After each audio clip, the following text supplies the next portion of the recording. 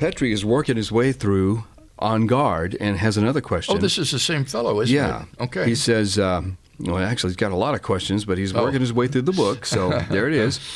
What is the best way to seek answers to these questions? For example, God gives purpose to our life, but we still have to determine what that purpose is. Why is God's purpose for our life different from a self-imposed purpose? Oh. Well, that's easy, because a self-imposed purpose is just made up. You didn't create yourself. There is no purpose for which you exist if there is no God. And just giving yourself a purpose is purely subjective. What we're looking for here is an objective purpose that is given to you by your Creator.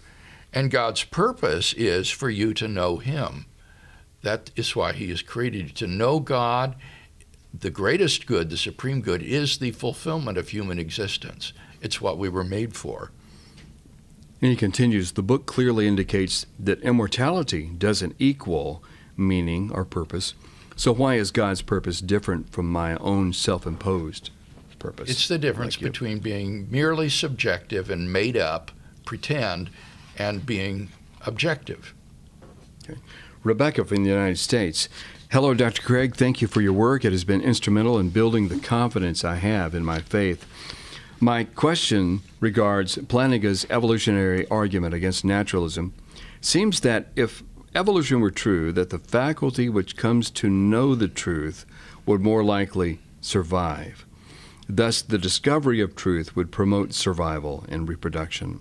For example, if I came to know lions were dangerous, I would more likely survive than if I did not.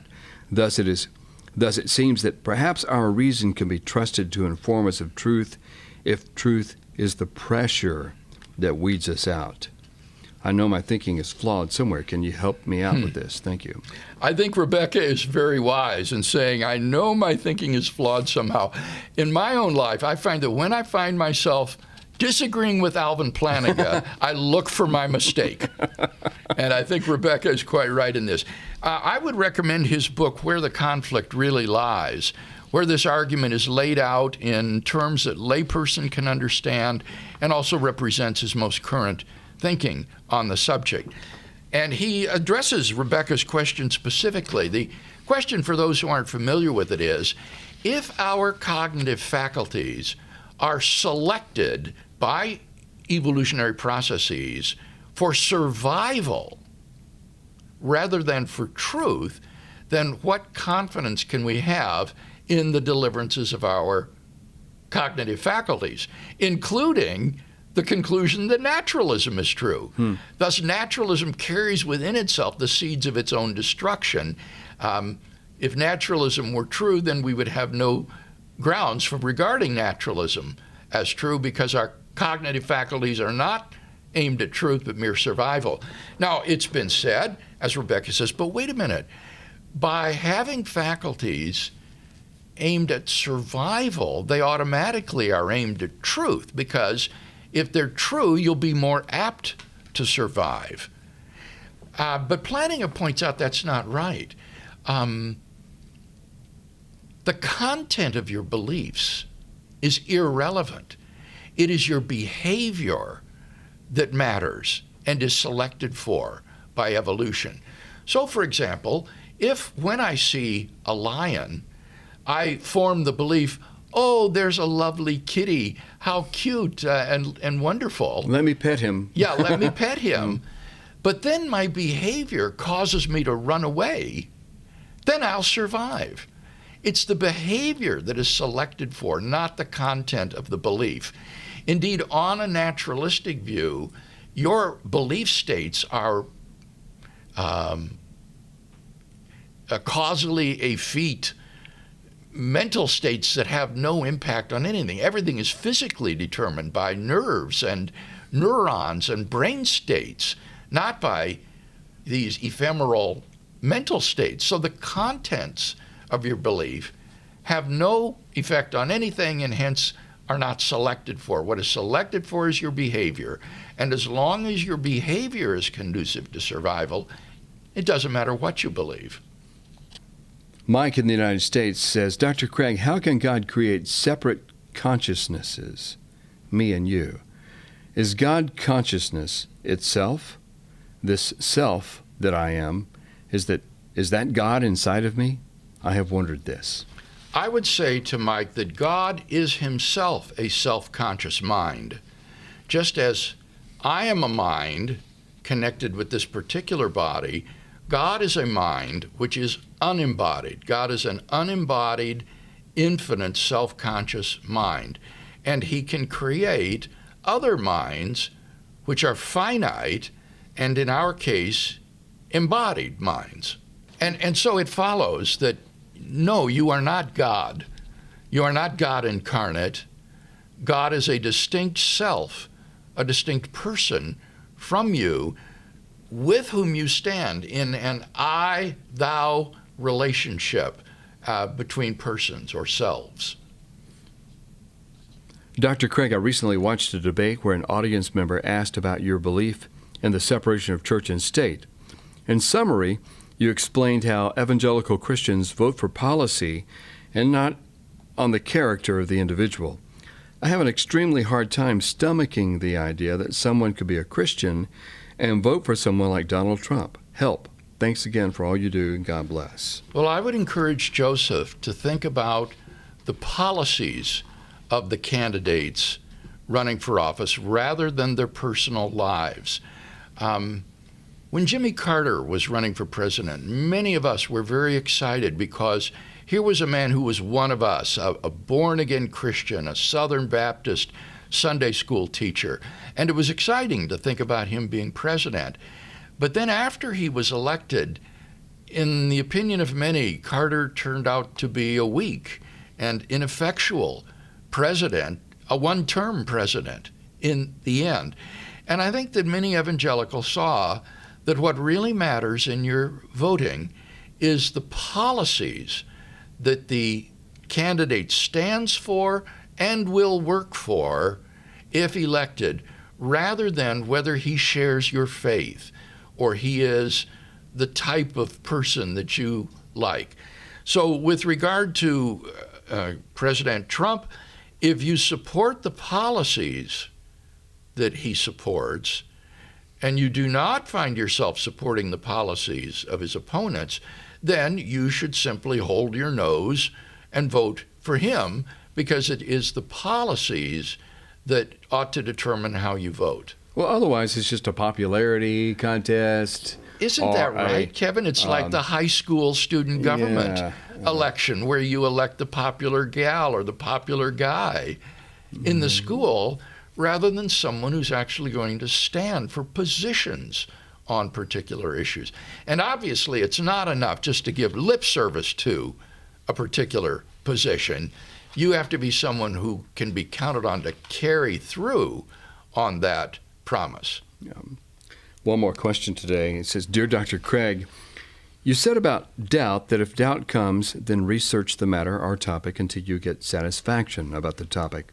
So from your own advice, my question is, what is your process of research and writing? How do you research and how do you write? What do you do in pre-writing? What do you do while writing first draft? And what do you do after writing? How do you do analysis and evaluation? How should we think clearly when there is so much information overload, etc.? Please mention your process. This is Munaf from India. I really appreciate Munaf's question, and I think it's an important one. What I would encourage him to do is to begin the research on his topic of choice by looking at some important reference works on that. So, for example, if it's a topic that deals with philosophy, then you will want to go right away to the online Stanford Encyclopedia of Philosophy and read the relevant entry or entries, as the case may be. Appended to that article will be bibliography, and you can then begin to compile a bibliography of things that you want to read.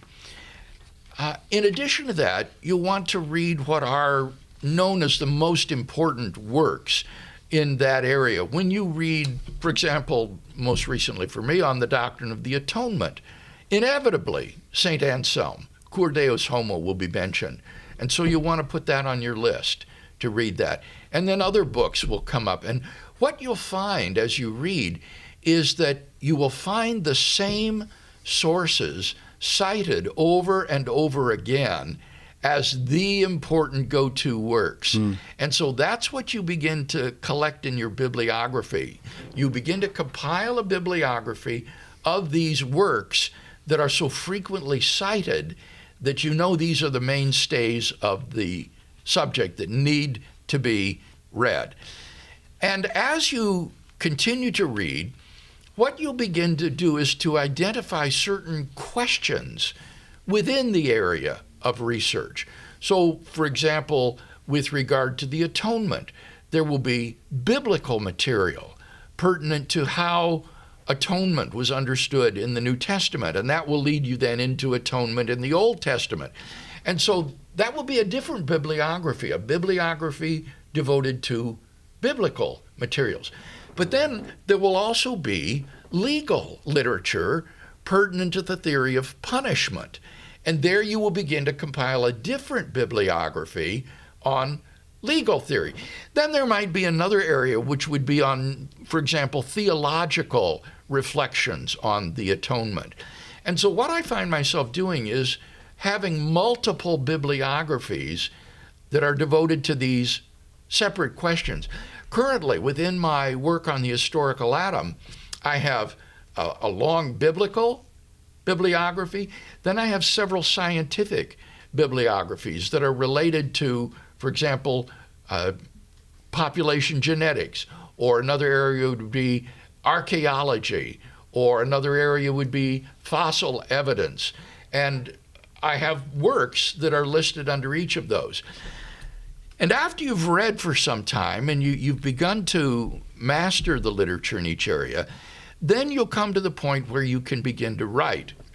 Now, what you should have been doing while you've been reading these works is taking notes on everything, so that you will have extensive notes on your reading, and these notes will include your own self-reflections on what you've read, where you'll say, wait a minute, this doesn't follow logically, this is a mistake, or some other sort of comment.